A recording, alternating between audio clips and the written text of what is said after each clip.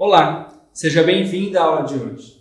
Nessa aula você será capaz de aprender sobre os assuntos que envolvem o Código de Ética de Enfermagem. O Código de Ética dos Profissionais de Enfermagem está organizado por assuntos e inclui princípios, direitos, deveres, infrações e penalidades e, por fim, as aplicações das penalidades pertinentes à conduta ética do profissional de enfermagem. Dessa forma, no final dessa aula você será capaz de conhecer o Código de Ética de Enfermagem, identificar os 5 capítulos do Código de Ética de Enfermagem, correlacioná-lo com a prática profissional e compreender a importância desse Código de Ética.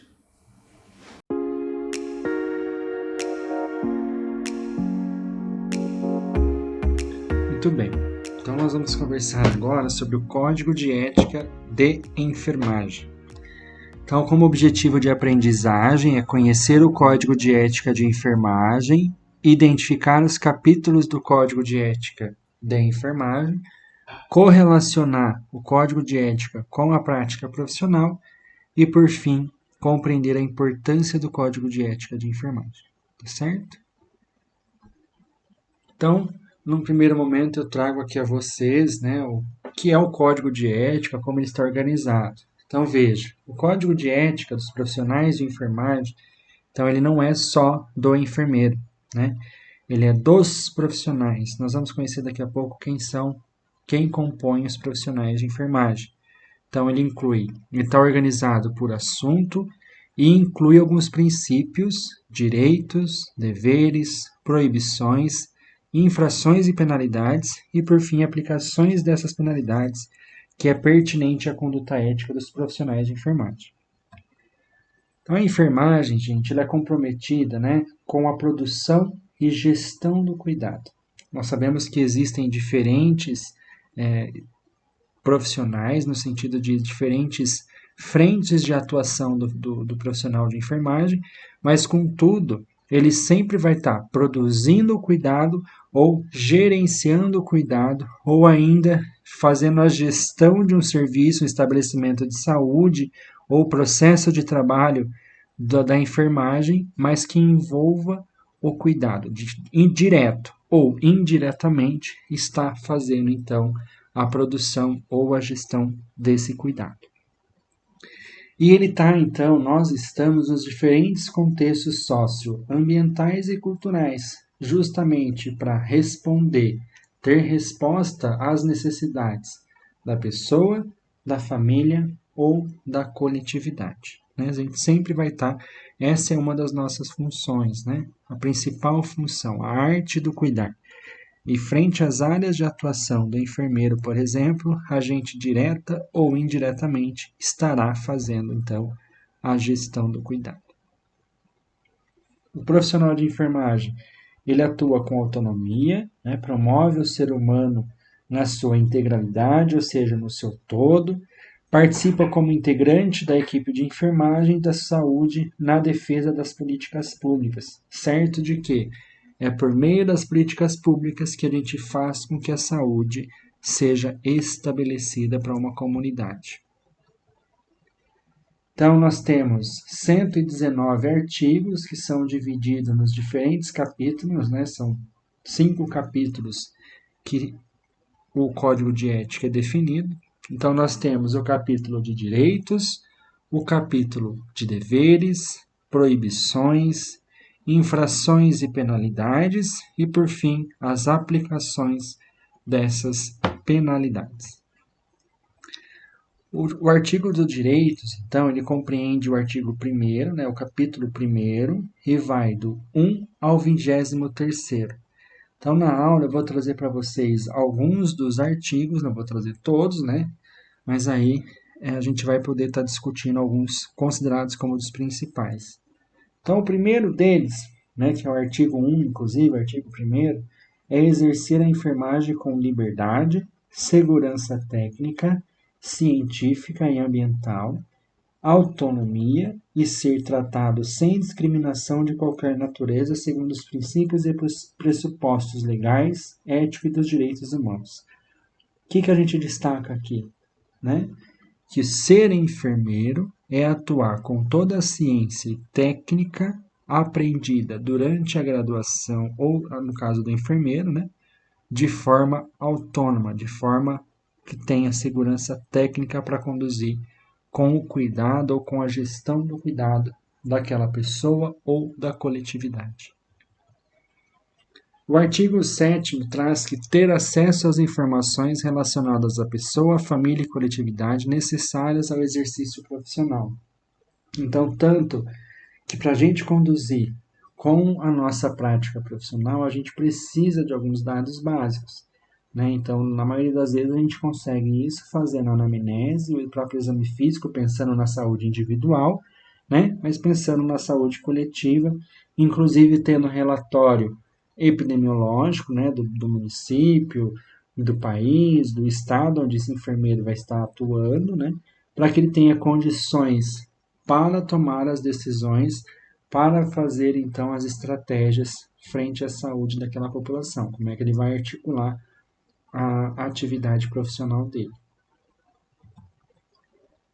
O artigo 21º, né, que é negar-se a ser filmado, fotografado e exposto em mídias sociais durante o desempenho de suas atividades profissionais.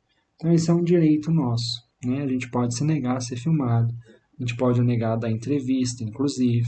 Né? Uma das orientações que a maioria dos profissionais de enfermagem, até de saúde, dos estabelecimentos recebem se caso vocês, né, forem chegar em imprensa, alguma coisa nesse sentido, pede para falar então com a Secretaria de Saúde, né, seja do estado, seja do município, seja da nação. A gente sempre pede para falar com a comunicação da secretaria ou daquele departamento, daquele local, né, e não dar a entrevista, porque você pode comprometer a sua imagem e sem necessidade, né? A gente não tem a responsabilidade desde que, por exemplo, né, desde que eu sou enfermeira do pronto-socorro, eu não tenho a responsabilidade de dar entrevista, por exemplo, para dizer como estão as condições do hospital, por exemplo. Enfim, né, então é uma situação, certo? Então, negar-se a ser filmado é um direito do profissional de enfermagem. Recusar-se a executar atividades que não sejam da sua competência, técnica, científica, ética e legal, ou que não ofereça segurança ao profissional, à pessoa, à família e à coletividade. O que quer dizer isso? Isso diz pra gente assim, ó, você, profissional de enfermagem, seja competente e saibam das leis, saiba até onde a sua profissão pode ir. Porque ao passo que é pedido para você executar atividades que seja, como é o nome, gente? Me perdoe. Que sejam restritivas, que seja unicamente daquela profissão, né? Privativa é o termo. Que seja privativa do médico, que seja privativa do fisioterapeuta, a gente não vai executar. Né? Por exemplo, nós não podemos entubar um paciente. Se for solicitado que entubemos um paciente, nós não podemos. Né? É previsto. Aqui, recusar-se a executar atividades que não sejam de sua competência. Tá?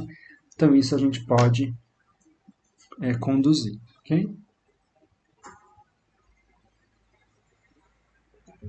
Então, aqui no capítulo dos deveres, ele compreende o capítulo 2 e vai dos artigos 24 ao 60. Né? E o que ele quer dizer aqui para nós? Lá no artigo 24º, exercer a profissão com justiça, compromisso, equidade, resolutividade, dignidade, competência, responsabilidade, honestidade e lealdade. Veja quanta coisa compete dentro dos artigos dos deveres, né? Então, nós temos esse dever, né, de, a partir do momento que a gente fez o curso técnico, fez o curso de enfermagem, nós temos, então, o dever de executar ela com toda a qualidade e competência possível dentro das nossas atividades, dentro do nosso exercício profissional. 32º é manter a inscrição no Conselho Regional de Enfermagem com jurisdição na área onde ocorre o exercício profissional, Então, veja, né? Mais uma vez trazendo aqui a importância de estar vinculado, né, à jurisdição, de estar regularmente, né, matriculado, vamos dizer assim, inscrito no Conselho Regional de Enfermagem. O Conselho Regional de Enfermagem, então, é quem fiscaliza, né? É ele que vai conduzir, então, com a famosa carteirinha. Então, uma vez que eu me formo, eu vou até o Corém do estado que eu estou, no caso, né, todo estado tem um conselho regional, e aí eu posso acessar o site, fazer minha inscrição online, ou eu posso agendar o meu horário no Corém, né? Vou lá e realizo então a minha inscrição no conselho. Isso demonstra, né, que eu estou inscrito, que eu estou regular com o conselho e posso atuar então na área que eu me formei, tá? O artigo 35, ainda como dever, apor nome completo e ou nome social, ambos legíveis, número e categoria da inscrição do Conselho Regional de Enfermagem e assinatura ou rúbrica nos documentos quando no exercício profissional. Isso é importantíssimo, né, e faz parte da auditoria.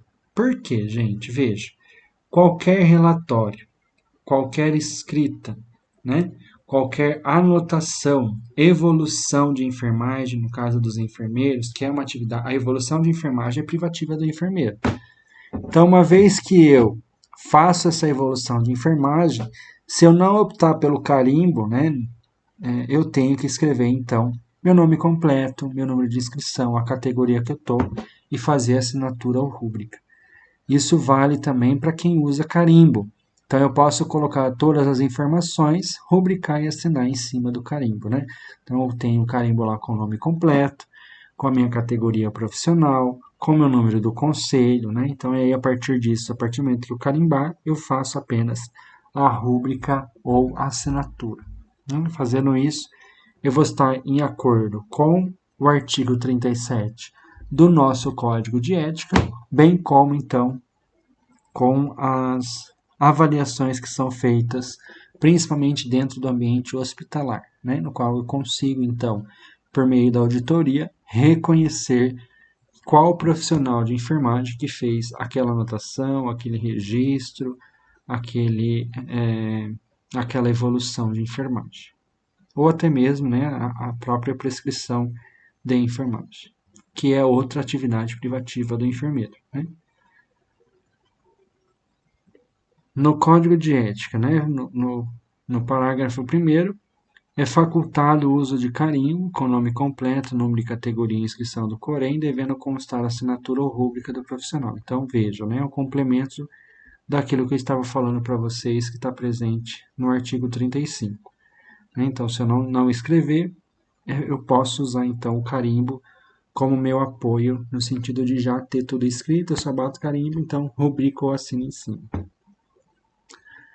E o parágrafo 2 é quando se tratar de prontuário eletrônico, a assinatura deverá ser certificada conforme a legislação vigente. Então, para aqueles estabelecimentos de saúde, né, prefeituras, hospitais, centro médico, né, enfim, que eu consiga ter esse prontuário eletrônico e assinatura eletrônica, basta então eu assinar, eu vou ter um cadastro dessa pessoa e eu vou saber então que foi ela que fez aquele registro e procedeu com aquela assinatura. O artigo 36º, é dever, né, registrar no prontuário e em outros documentos as informações inerentes e dispensáveis ao processo de cuidar de forma clara, objetiva, cronológica, legível, completa e sem rasuras. Mais uma vez, né, um contexto bem extenso, vamos dizer assim, com alguns detalhes que a gente deve conversar e discutir. Então, perceba, né? A gente vai trazer para os documentos, gente, para o prontuário do paciente, aquilo que for indispensável, tá? Aquilo que for realmente pertinente à conduta. Não é que a gente vai deixar de registrar, porque sempre tem o que registrar. O que estou mencionando aos senhores é que a gente possa pensar o que é que a gente vai avaliar. Né? Então, ao passo que eu faço a anamnese e exame físico, eu não preciso colocar, por exemplo, qual tipo de tatuagem. Um exemplo, tá? O que ele tem desenhado na tatuagem do braço esquerdo. eu posso colocar apenas que ele apresenta uma tatuagem do lado esquerdo. Tá? Não preciso descrever a tatuagem, o que é a tatuagem, não precisa disso. Né? Não simplesmente descrever o que acontece com o paciente naquele momento. Outra coisa importante é forma clara. Não adianta eu escrever e não ter, né, contextualização aquilo que eu estou escrevendo. Por isso que é importante, além de escrever de forma clara, ser objetivo. O que aconteceu, de que modo aconteceu, que horas aconteceu, o que foi feito. Então, você é assertivo na escrita, tendo uma escrita objetiva. Cronologia é importantíssimo, né? Vou citar um exemplo para vocês aqui, ó. Veja. O paciente evoluiu a óbito às 19 horas. Aí na sequência está lá assim. Paciente apresentando pressão arterial de 180 por 90. Não fez sentido. Primeiro, que não está de forma clara. Segundo, que não está objetivo.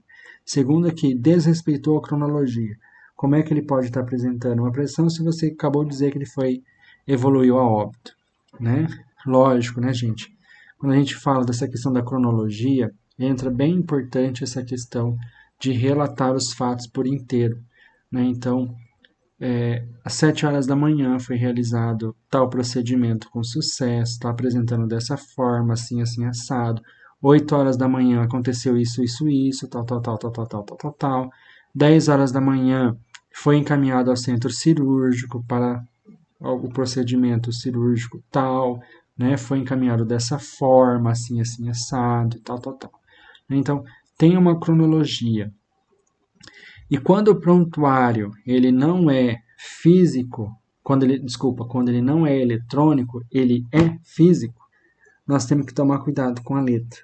Né? Ela tem que ser legível e sem rasura.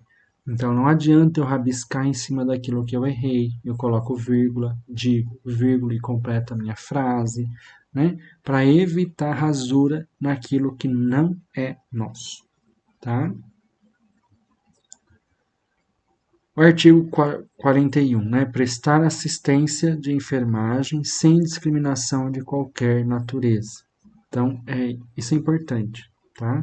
Então, nós nunca vamos olhar o que é que aconteceu, por que a pessoa está ali, né? Lógico que dentro de algum cenário vai ser importante para conduzir com assistência de enfermagem, mas cuidado com a discriminação. Isso é o nosso dever, prestar assistência sem discriminar a pessoa. Né? Um exemplo claro para vocês é o aborto. Né? Então veja, tem um exemplo que aconteceu, né? Isso foi ainda durante a graduação, a professora mencionando com a gente, que no momento em que ela estava como docente com alguns estagiários, ela escutou a profissional dizendo, olha, que ela abortou, nós não vamos lá.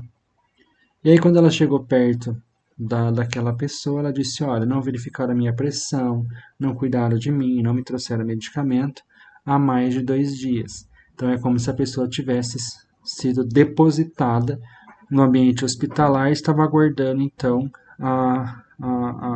que o processo acontecesse de forma natural, né, a finalização do aborto ali, e sem saber o que tinha acontecido. Ela contextualizou que, na verdade, ela realmente não tinha feito aquela abordagem, que tinha sido também um aborto natural, que a gente chama, né, um aborto que não foi provocado, e mesmo que fosse, né, felizmente ou infelizmente, a gente tem que conduzir sem discriminação, tá? Esse é um dever, está previsto no nosso código de ética, e a gente tem que tomar cuidado até que ponto a gente leva as nossas culturas para dentro da nossa prática profissional. Certo de que a gente sabe do nosso dever, sabe do código de ética, sabe que não é permitido que haja essa discriminação, então automaticamente a gente tem que ser consciente de que a discriminação não pode acontecer. Nós temos que prestar assistência de enfermagem com toda a competência técnica, científica que a gente consegue conduzir, tá? O artigo 43, que é respeitar o pudor e a privacidade e a intimidade da pessoa em todo o seu ciclo vital e nas situações de morte e pós-morte. Então, veja, mais uma vez aqui importante a discussão. Onde que a gente acaba invadindo mais o paciente, no banho de leito, por exemplo, né? Então, o banho de leito, então colocar o biombo, né? Ter cuidado com essas questões, reservar a intimidade da pessoa, né? Se a pessoa tiver condições, ela mesma se higieniza a parte íntima, a região íntima, né? Então, isso tudo são cuidados, são deveres, né? Que a gente consegue respeitar o pudor e a privacidade e a intimidade do paciente, né?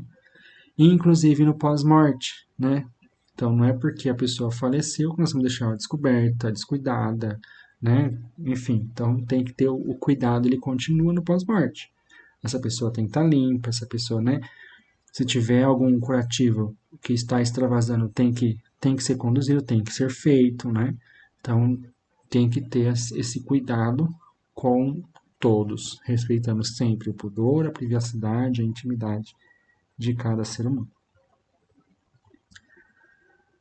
Prestar assistência de enfermagem livre de danos decorrentes de imperícia, negligência ou imprudência. Eu vou trazer aqui para vocês cada um desses termos, né, para a gente conversar. Eu sei que alguns de vocês já podem até saber, né, imperícia, negligência ou imprudência, mas é importante destacar aqui dentro do Código de Ética, porque está previsto no artigo 45.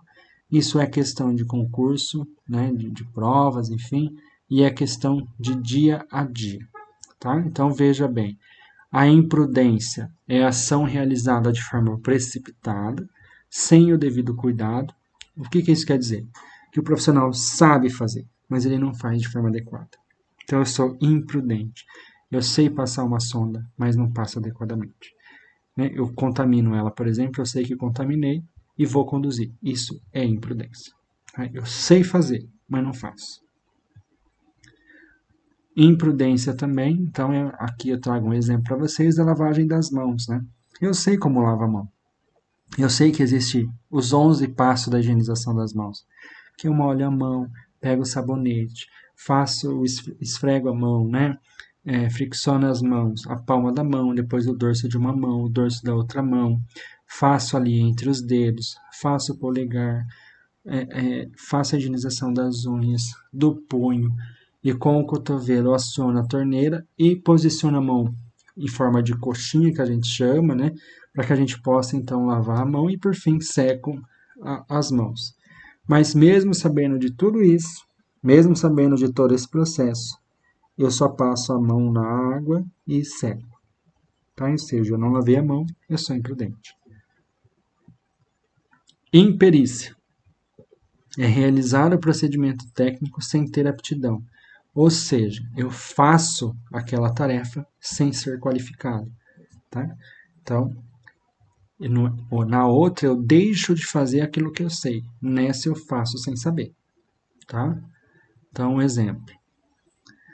Eu tenho lá um paciente, né, quando a enfermeira ele passa um catéter venoso central de inserção central, que é papel do médico. Então, eu cometo uma imperícia, né? Então, eu faço uma coisa sem ter aquele conhecimento, ou seja, não é de responsabilidade do enfermeiro conduzir com acesso venoso central. Se ele fizer essa inserção central, né, o catéter venoso central com inserção central, ele então está infringindo, está cometendo uma imperícia. Tá? Certo? A gente sabe que existe o PIC, que é um catéter venoso central de inserção periférica. Né? Então, é um catéter diferente, vai no local diferente. Né? Mesmo assim, tem que ter uma capacitação. Então, ao passo que eu faço algo que eu não tenho tanto conhecimento assim, que eu não sou habilitado naquele conhecimento, eu estou cometendo uma imperícia. Por fim, a negligência. Eu deixo de fazer aquilo que eu devia ter feito, né? Ou seja, eu estou fazendo uma omissão voluntária. Eu sei que tem antibiótico prescrito para as 19 horas, mas eu não faço aquela medicação. Então, eu deixo de fazer aquela medicação sem uma justificativa e amparo legal. Claro que pode acontecer, por exemplo, daquele medicamento estar em falta no hospital. Aí não é negligência, certo? Aí é outra situação. Então, ao passo que eu sei, né, que tem que fazer e eu não faço, eu estou cometendo uma negligência. Não fazer a administração de medicação prescrita é sim uma negligência. Então, só para repetir aqui para vocês, a imprudência, eu sei fazer, mas eu não faço, né? É uma ação realizada de forma precipitada, então eu sei fazer todo o passo a passo da higienização das mãos, mas eu não faço ela. Então, isso eu acabo por cometer, então, uma imprudência. Eu sei fazer, mas eu não faço. A imperícia, eu realizo sem qualificação técnica, ou seja, eu sei que eu não posso fazer um acesso venoso central, mas eu faço.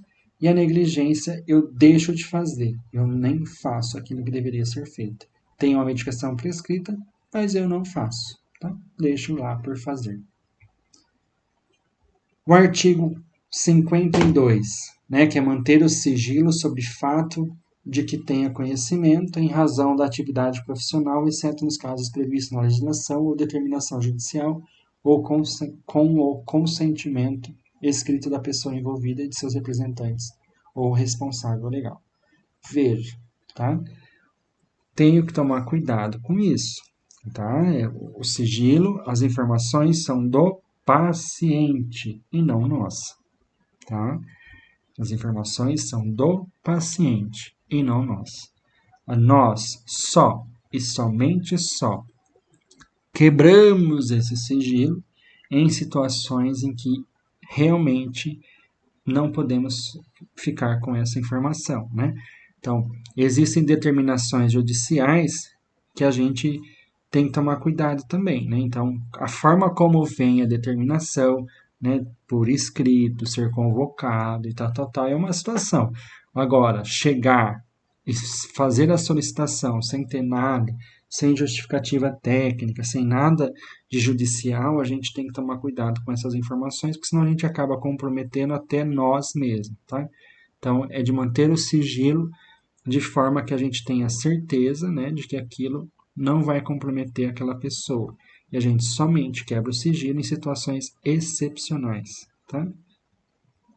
E aí, quando isso acontecer, vocês vão perceber, né? Porque o juiz vai determinar, por exemplo, né, da justiça, o juiz vai determinar, vai chegar um mandato para vocês, alguma coisa nesse sentido, e aí sim a gente vai ter que depor, inclusive, né? A gente tem que prestar esclarecimentos para a justiça, seja ela qual órgão for, né?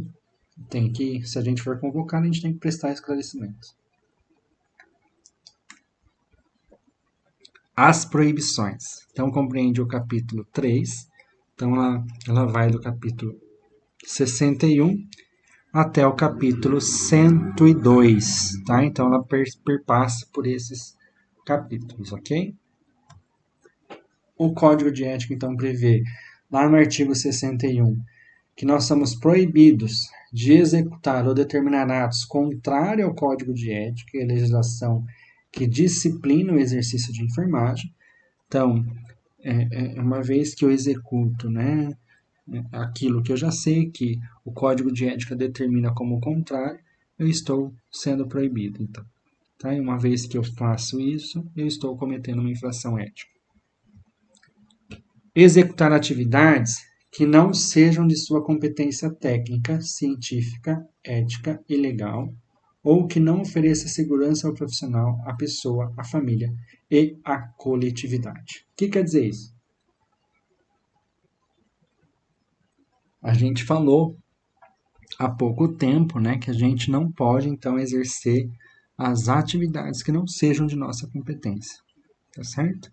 Então, se eu tenho um catéter central para passar, a gente sabe que isso é privativo do médico, então nós não vamos conduzir, tá certo? Então é nesse sentido que traz esse artigo. O artigo 71 é promover ou ser conivente, com injúria, calúnia, difamação de pessoas e família, membros da equipe de enfermagem e de saúde, organização de enfermagem, trabalhadores de áreas e instituição em que exerce sua atividade profissional. Então, cuidado, né? O importante aqui, o que a gente destaca aqui, é que cada profissional de saúde, ele deve atender o paciente, né? De forma humana, de forma ética, né? Que não cometa injúria, calúnia, piorou a difamação das pessoas e famílias que estejam sendo atendidas por eles, né? Então, que a gente realmente, né, na mesma forma que a gente comentou há pouco, que a gente tome cuidado, inclusive com os nossos valores, para que a gente não possa fazer a famosa difamação da pessoa. Ah, ela está assim por causa disso, né? Então perceba que isso não é um direito nosso, pelo contrário. Nós não temos o direito de difamar ninguém, de falar mal de ninguém, né? Nós estamos ali para realizar a nossa profissão, de realizar o nosso trabalho. Eu sei que nós somos humanos, tudo isso, mas tem que tomar cuidado, tá? Por quê? Porque realmente é proibido, né? Nós estamos ali para prestar os serviços de enfermagem, né? De potencializar o cuidado aos pacientes, tá certo? Que estão sob nossa responsabilidade. Então, é uma proibição e a gente tem que conduzir com isso. O artigo 73, né, nós somos proibidos de provocar aborto ou cooperar em prática destinada a interromper a gestação, exceto nos casos permitidos pela legislação vigente. Cuidado, tá? Para não confundir. Por quê? Nós não podemos provocar o aborto. Uma vez que o aborto está provocado, não é nós que vamos... nós não estamos sofrendo nenhuma infração ética. Nós vamos cuidar da pessoa que provocou o aborto ou que sofreu o aborto. É diferente, né? E aí, não cabe a nós a questão de fazer o slide passado, calúnia, difamação, falar mal e tudo mais. Eu não sei o que passou com essa pessoa e não é da nossa competência discutir sobre isso. Para isso existem outros profissionais que vão trabalhar e vão discutir. Eu estou trazendo esse tema, gente, porque é um tema que se destaca frente às proibições, tá? Então, sempre pensem no seguinte, sempre, tá? O nosso exercício profissional é para provocar o quê? A arte do cuidar, né? Com toda a ciência e tecnologia que existe, é para a gente conduzir com o cuidado da pessoa. O que ela fez ou deixou de fazer não nos compete. O máximo que a gente pode fazer é empoderar a pessoa do seu processo de saúde para que ela possa, a partir daí, ter autonomia e ser protagonista da sua saúde, tá? Então, cuidado com essa prática que a gente, porque é coitado e tal, né? Não, cuidado, tá? É uma proibição fazer a provocação do aborto ou cooperar nessa prática, tá? Só e somente só vamos fazer, estamos autorizados a conduzir quando está previsto em lei, né? A gente sabe que isso pode mudar, né? Mas, enfim. E aí a gente também não é obrigado a conduzir se a gente não se sente confortável. Nós podemos acionar outros profissionais para que possa conduzir junto com a pessoa. O que não pode é se a pessoa ficar desassistida. Lembra da pessoa que eu falei para vocês que ficou sem aferir a pressão por 2 dias, sem cuidados por 2 dias? Isso é que não pode acontecer, tá bom? O artigo 78 é administrar medicamentos sem conhecer a indicação, ação da droga, via de administração e potenciais riscos, respeitando, né, os graus de formação do profissional. Então, no momento que vocês forem realizar alguma administração de medicamento, saibam para que serve, né, qual que é a via de administração. Isso, tanto, gente, que os medicamentos eles estão aqui justamente por quê? Porque existe a segunda meta internacional, se não me engano, é a segunda, que fala sobre as medicações, né? Que é uma meta internacional de segurança do paciente, certo? Administrar medicamento de forma adequada faz parte dessa meta internacional. Então, se está nessa meta, a gente tem que tomar cuidado com a indicação, a ação, principalmente a via de administração, que a gente sabe que as pessoas confundem e acaba cometendo o erro, né, a falha. Então, que a gente possa cuidar no momento que a gente está realizando a nossa prática, o nosso exercício profissional, a administrar o medicamento de forma adequada. Tá? Sempre olha a composição, a indicação, para que serve, qual via que é, né? Então, tenha esse cuidado, tá? O artigo 83, que é praticar individualmente ou coletivamente, quando no exercício profissional, assédio moral, sexual, de qualquer natureza contra a família e coletividade. Então veja, gente, é proibido, tá? Praticar esse tipo de comportamento, tá? Esse não tem nem muito o que falar, né? É proibido para todos e para os profissionais de saúde, especificamente para o de enfermagem, não é diferente. Tá? A gente não tem esse direito.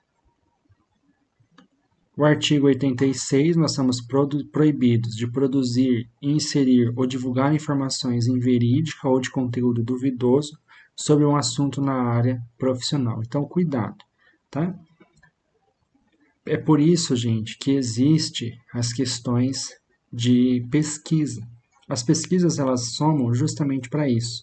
Para quê? Para que a gente possa efetivamente comprovar as informações que nós estamos mencionando. Então, existe todo um rigor criterioso do método para que a gente chegue a algum resultado a partir do questionamento que foi feito na pesquisa. Então, eu não posso sair divulgando uma informação sem ter a certeza dela. Tá? Então, a gente também pode atuar no campo da pesquisa. Então, se nós quisermos trabalhar sobre algum aspecto e ser referência para algum assunto, que a gente então conduza com pesquisa, tá? E não simplesmente porque às vezes acontece, né? A gente vive situações e quer compartilhar, mas às vezes naquela situação aquela informação por si só, ela não vai ser efetiva. Então a gente tem que tomar cuidado com a informação que ela seja, inclusive duvidosa. É isso mesmo, né? Então pode ser que aquela pessoa que a gente vivenciou, experienciou, porque a gente estava junto, teve aquele comportamento, por exemplo, né, da Covid. Por exemplo, né, aquele medicamento X, o medicamento Y serve, o medicamento H não serve. Então tem que tomar cuidado, porque pode funcionar para um, pode funcionar para o outro. Então tem caráter duvidoso. Na dúvida, não compartilhe. Ok? Aqui trazendo para vocês, então, né, as infrações e penalidades, o quarto capítulo, que vai do 103 ao 113, são 10 artigos que estão contidos nele.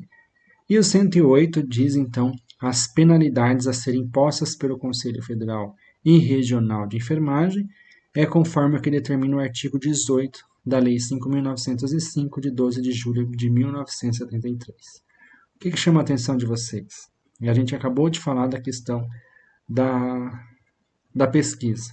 Por quê? Porque nada sai do acaso. Então veja que tem uma lei que determina as penalidades a serem impostas pelos conselhos, tanto federal quanto regional. Tá?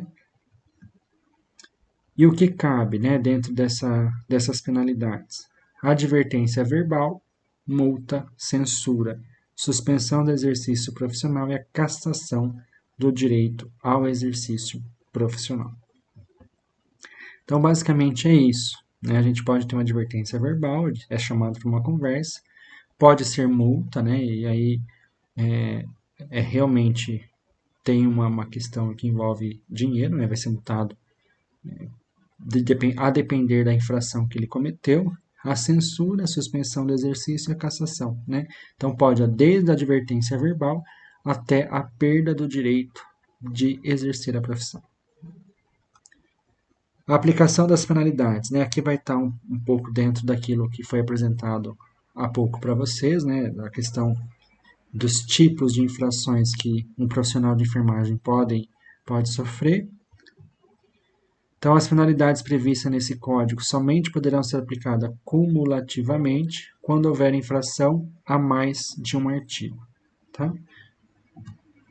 Então, o artigo 2, ele assegura a pessoa, família e a coletividade assistência de enfermagem livre de danos decorrentes de imperícia, negligência ou imprudência. E a importância aqui do código de ética para vocês. Então, só para retomar aqui, veja, gente, a depender da penalidade que essa pessoa sofre, do profissional enfermeiro, é que vai ter, então, cada uma dessas situações. A advertência verbal, a multa, né? E a censura é quando o profissional é destacado, por exemplo, no jornal, o que aquele profissional fez, né? Divulgado em mídias sociais. A suspensão tem um período, né, que é suspenso, e a cassação do direito ao exercício profissional. Não trouxe mais informações aqui, mas a aplicação da penalidade realmente ele vai trazer os artigos e qual aplicação, qual penalidade que compete. Então, eu vou deixar aqui uma parte para vocês, né, de reflexão, para vocês procurarem ir atrás mesmo, né, de, a depender da penalidade, qual vai ser, a depender da infração, qual vai ser a penalidade. Tá? Então, a importância do código de ética. Qual que é a importância do código de ética? Realmente de aprimorar a prática profissional, né, de subsidiar as ações dos profissionais. Então, eu consigo, gente, quando eu falar não quero ser filmado, eu vou ter embasamento do meu código de ética para falar não. Né? Regulamentar a prática profissional. Então, é a partir dele que eu tenho o regulamento da minha prática. Eu posso isso, eu posso isso, eu posso aquilo, eu tenho dever disso. Né? Eu tenho a obrigação de fazer isso, eu tenho a oportunidade de negar isso. Né? Evitar danos assistenciais. Então, de realmente reconhecer no código de ética o que é que eu posso, o que é que eu não posso. E, diante de todo esse cenário, vai amparar a atuação do profissional. Eu vou conseguir me defender a partir, né, eu posso utilizar ele, inclusive, para me defender frente a alguma situação que eu esteja vivenciando. Essas são as referências, né, que trouxe para vocês.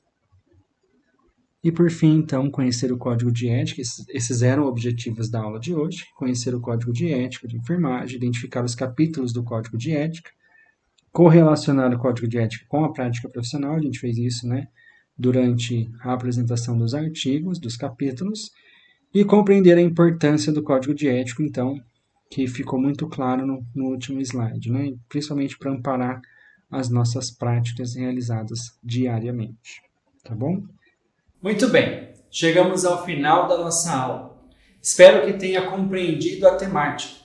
Caso você entenda que é preciso rever a matéria ou algum tópico específico, fique à vontade para rever a aula quantas vezes for necessário. Destaco aqui a importância de você estudar os materiais disponíveis na sua plataforma. Como forma de fixação do conteúdo, não deixe também de responder ao questionário dessa aula. Agradeço por terem assistido até aqui e desejo ótimos estudos.